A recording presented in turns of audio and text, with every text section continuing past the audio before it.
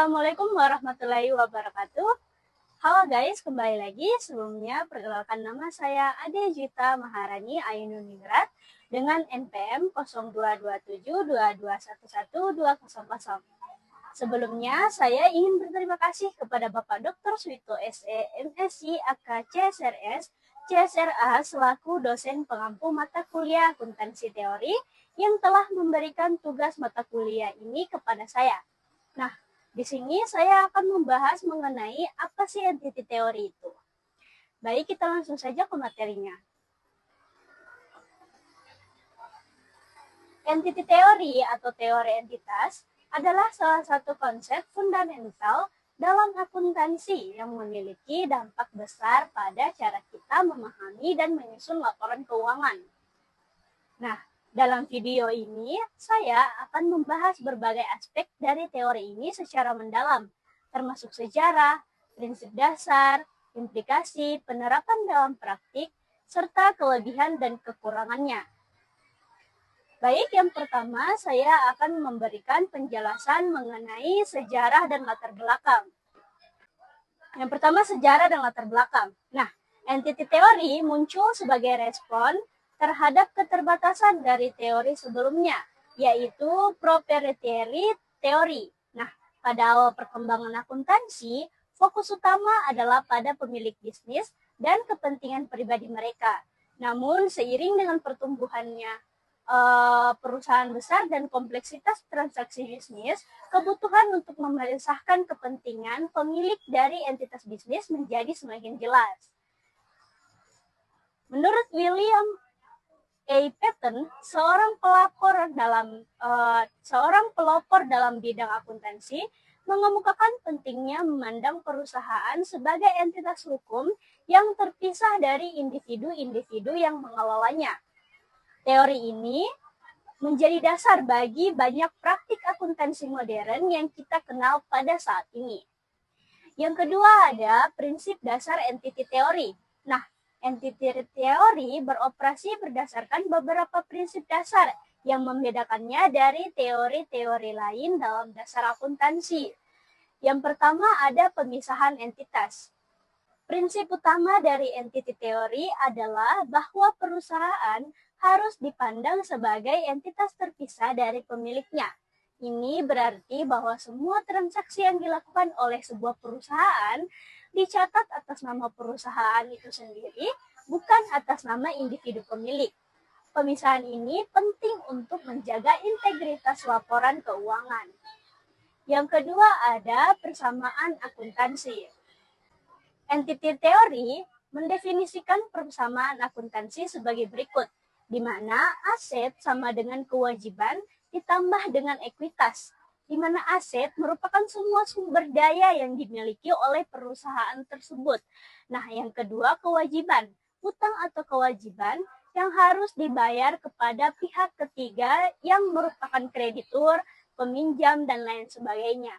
Yang ketiga ada ekuitas, yakni hak pemilik atas aset setelah dikurangi dengan kewajiban. Persamaan ini mencerminkan posisi keuangan perusahaan pada suatu titik waktu tertentu dan menjadi dasar bagi penyusunan laporan keuangan. Yang ketiga, akuntabilitas. Nah, entity teori menekankan pentingnya akuntabilitas manajemen terhadap para pemangku kepentingan, yakni stakeholders. Laporan keuangan harus mencerminkan atau menunjukkan kinerja perusahaan secara objektif dan transparan. Nah, ini membantu para investor dan juga kreditur dalam membuat keputusan berdasarkan informasi yang akurat. Yang keempat ada kepemilikan aset.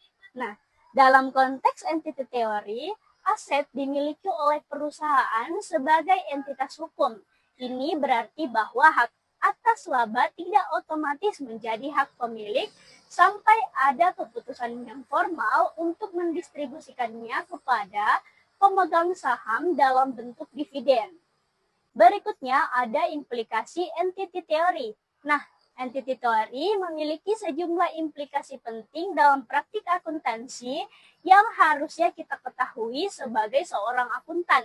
Yang pertama ada transparansi laporan keuangan. Nah, dengan memisahkan kepentingan pribadi dari kepentingan bisnis, laporan keuangan dapat disusun dengan lebih transparan dan akurat. Hal ini penting nih bagi para investor dan kreditur yang bergantung pada informasi tersebut untuk membuat keputusan investasi atau pemberian kredit. Yang kedua, pengelolaan keuangan yang lebih baik. Manajemen bertanggung jawab untuk mengelola sumber daya perusahaan demi kepentingan entitas, bukan untuk kepentingan pribadi pemilik. Ini mendorong pengelolaan keuangan yang lebih efisien dan juga lebih efektif, serta mengurangi resiko penyalahgunaan sumber daya yang ada dalam perusahaan tersebut. Yang ketiga, ada penyusunan kebijakan dividen. Entity teori juga berimplikasi pada kebijakan distribusi laba. Kebijakan ini harus ditentukan secara formal melalui proses pengambilan keputusan di tingkat manajemen dan juga dewan direksi. Ini menciptakan struktur yang lebih teratur dalam hal pembagian keuntungan kepada pemilik perusahaan. Baik, pembahasan berikutnya yakni penerapan entity teori dalam praktik. Nah, entity teori diterapkan secara luas di berbagai jenis organisasi, mulai dari perusahaan kecil hingga dengan korporasi besar. Nah, berikut ini ada beberapa contoh penerapan teori ini. Yang pertama, perusahaan publik. Nah, di perusahaan publik, laporan keuangan disusun berdasarkan prinsip-prinsip entity teori untuk memberikan informasi yang jelas kepada para investor dan juga kepada para pemegang saham. Laporan tahunan yang diterbitkan oleh perusahaan publik biasanya mencakup neraca, laporan laba rugi, dan laporan arus kas yang semuanya mengikuti prinsip-prinsip akuntansi berbasis entitas. Yang kedua ada koperasi. Nah, dalam konteks koperasi, penerapan entity teori membantu menjaga transparansi dan akuntabilitas kepada anggota koperasi serta pihak ketiga seperti kreditur.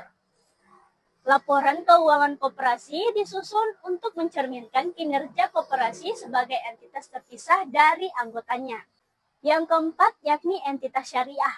Dalam laporan keuangan entitas syariah, konsep ini juga diterapkan untuk memastikan bahwa semua transaksi sesuai dengan prinsip syariah dan dipertanggungjawabkan kepada semua anggota dan juga masyarakat luas.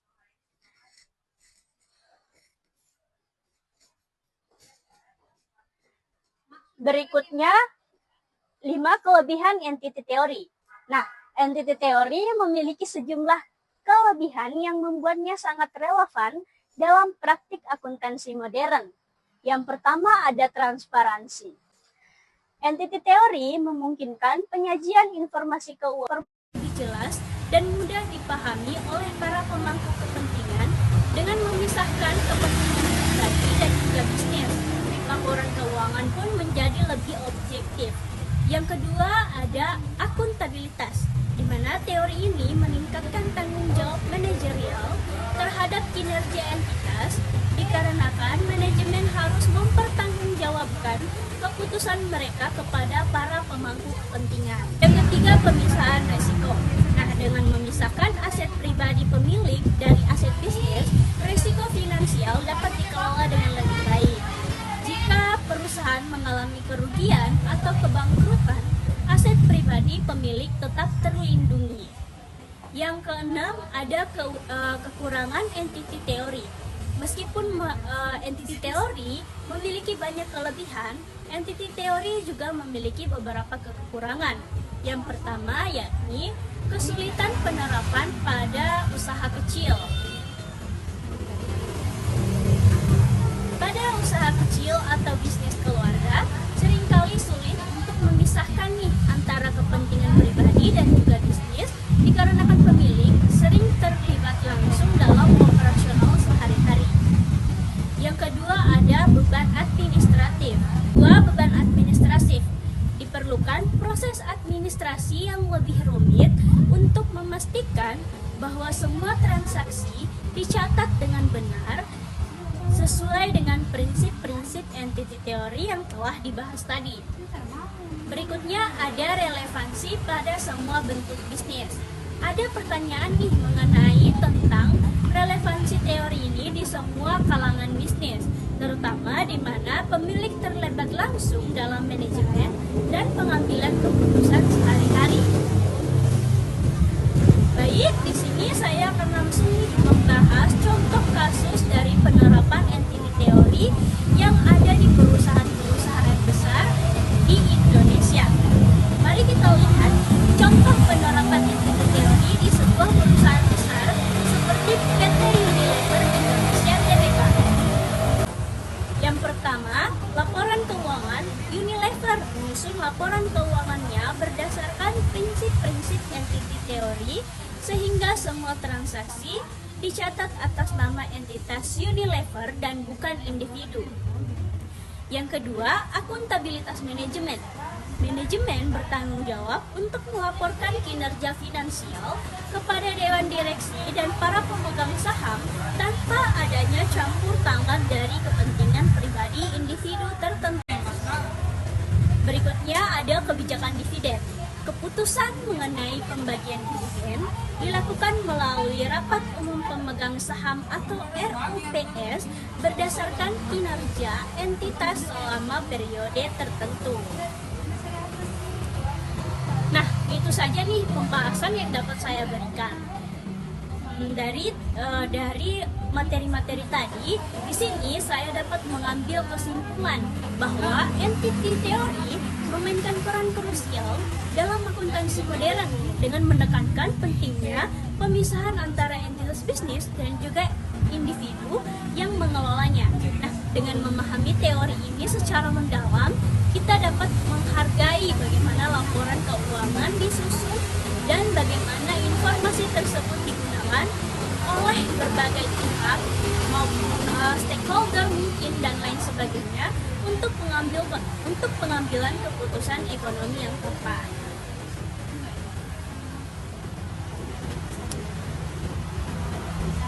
Baik, itu saja yang dapat saya sampaikan.